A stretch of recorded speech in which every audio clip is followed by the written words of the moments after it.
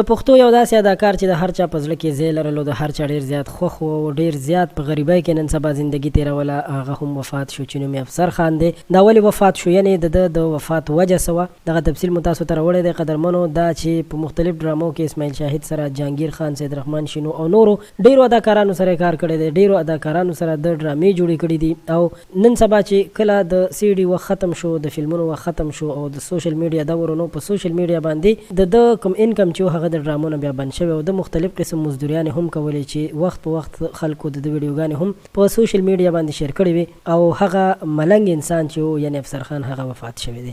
نو دا ښکاره خبره ده چې مرګ خو هر چا له راځي، مرګ حق دی او هر انسان به مري، خو الله پاک دې هر مسلمان ته داسې وخت کې مرګ ورکړي چې د هغه په ژبه باندې د لا اله الا الله کلمه جاري وي.